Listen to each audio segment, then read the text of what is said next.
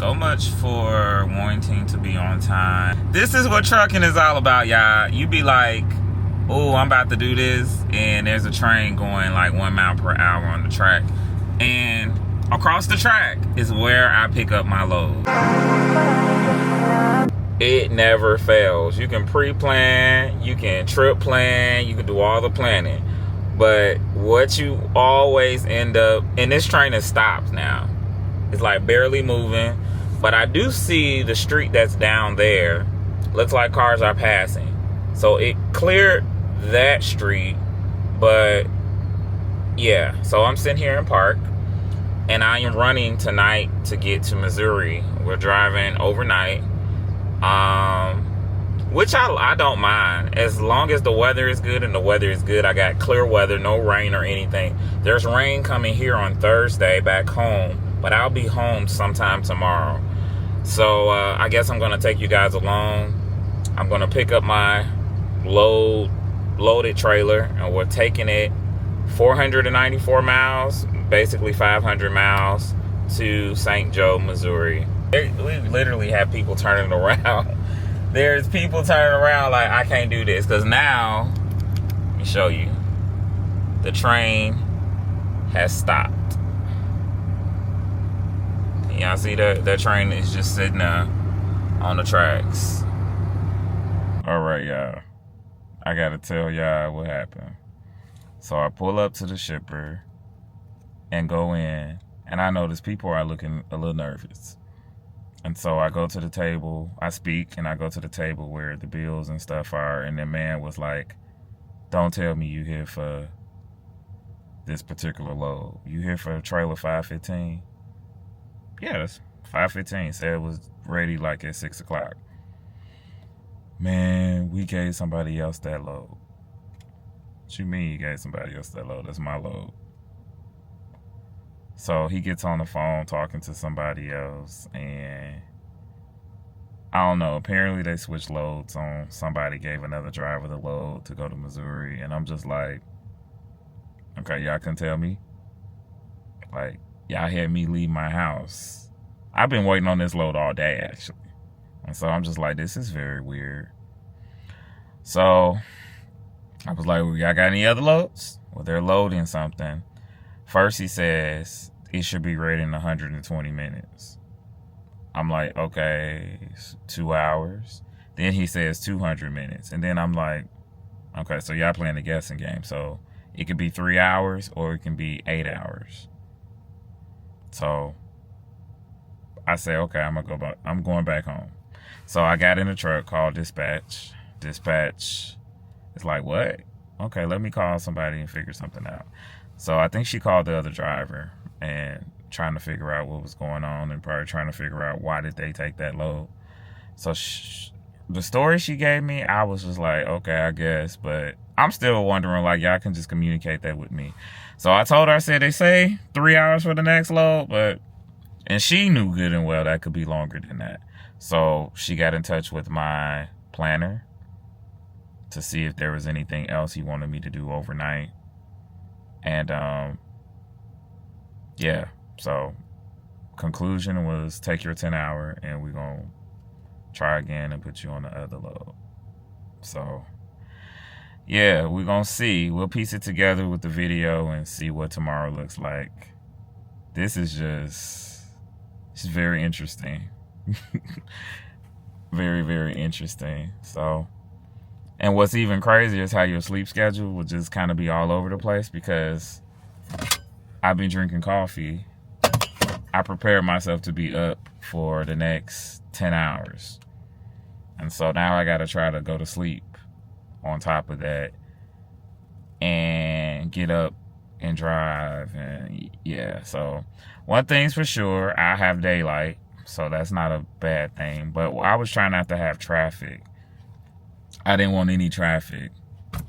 But at this point, I need the miles.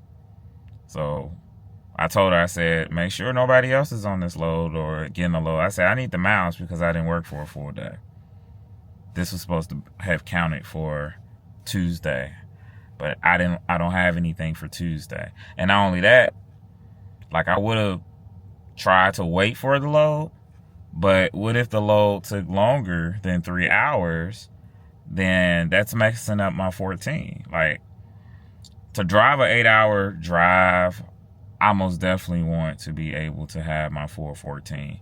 You never know what happens. If there's an accident, if I gotta stop or gotta use the bathroom or whatever, I don't want to just have 8 hours on my 14 and 8 hours on my, no, I would have lost that time. Yeah, I would have lost my 11 hours. I only would have had 8 hours had my 14 went down. So we gonna about to go in the house, take these clothes off because I'm putting them back on. Like, I'm fresh, clean. I took a shower and all that. Got my mind prepared and all that. My mom even came over. She was gonna spend the night to watch Jax, and yeah. This is like when I was telling y'all, trucking is so like, or at least for me in this stage, it has been so like all over the place. All over the place. It almost made me want to get back in the truck and just go back over the road, because some of this you really don't deal with. You really don't deal with. And you in the truck. Always in the truck. I don't know. But I'm going to go in the house and lay it down, do my 10-hour. Family, it is the next day. Your boy's still at home.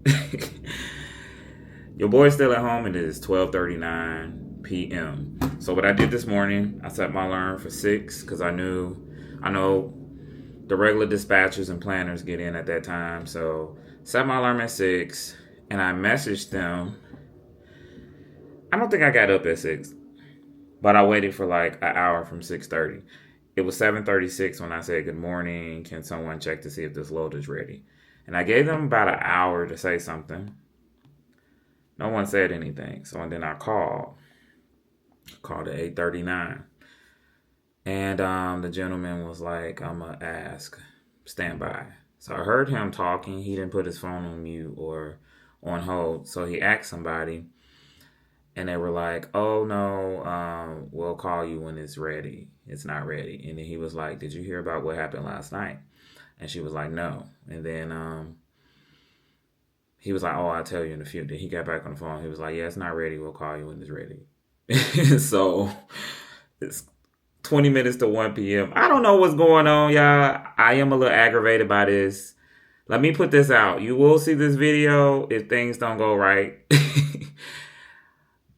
Use your senses. You will see this video if things don't go right and I decide to do something different. I'm going to put that in air quotes, different, because this is the third time this has happened within the last 3 weeks, and I can't keep letting this happen. Last week, I didn't work Friday. The week before that, I didn't work Monday. Yesterday, I didn't work Tuesday. And so I'm like, if you guys don't have enough work, then just let me know. I'm not the little kid you can keep on the string and drag along. I'm not that. I'm a grown man, and like, I'm good. I'll go somewhere where they have work.